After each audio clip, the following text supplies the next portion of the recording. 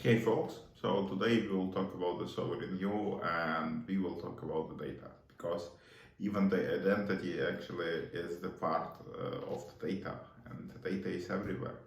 And I see that in the modern applications we have the strange tendency for a long time that we have a wish to build a super app that will do everything, that move all your data just to the app. And I guess that it's a problem of app-centric mindset. So we should change it because it's not going to work. It's going to power not the user, it's going to power the app owners. And it's a strange approach. And then a much better approach is the data centricity. Yeah, when we admit that data is a key, data it's a real asset and economic currency, and then why data should be ignored. The data should be treated as a first-class citizen, and then we need to make it fair. And in a fair, I mean that they should be findable, they should be accessible, they should be interoperable and reusable.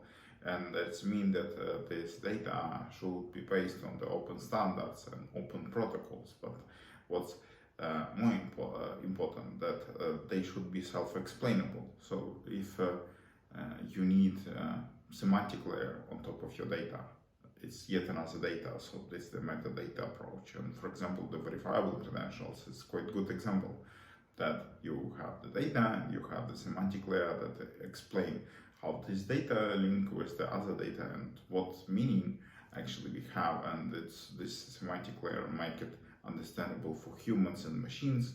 And we already have all the building blocks, we don't need to log ourselves. And the persistence of the data is a different topic. Yeah, so how to persist, how to transmit, how to make sure that we could reuse this data in other apps. But the main concept that in a data centric manifesto that you have your data and access of the data, and these two core components controlled by user via the open protocols, and applications could get the access to the data of the user, make some meaning, make some new data insights, give this data insights back to the user, and user could own it and do something with it.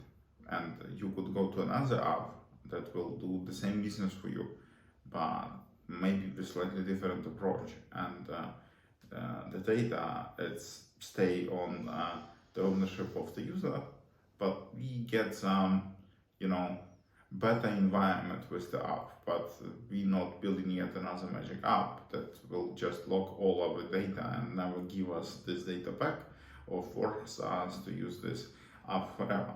So it's the future of the architectures, I guess, in a long period of time. And even on the low level, if we go to the code, we have the concept of the data oriented development, where we not mix the data together with the behavior. So there's the problem of the object oriented programming, that you mix the data together with the behavior in the class, and then it's mean that all your data somehow spread it on the hundreds of classes, and then you have all these problems to have the object relational impedance, because the modern databases it's slightly different from what you have in your object-oriented language and all other things. But if you will separate the data completely from the behavior, then you could use the object-oriented models, you use functional models, whatever, but your data just stay open, not locked to the classes, stay in the same place and form the layer, and then you just build some abstractions that allows you to query data more effectively, to build aggregation more effectively, to do something with this data and so on.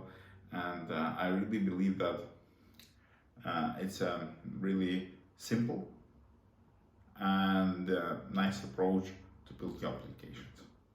So if you're keen on the data, subscribe to our channel and let me know what you think. Let's build something together. Let's discover the things together. And subscribe to our channel, subscribe to our social medias, follow our Medium blog posts and Yakihon blog posts and all other things. So see you.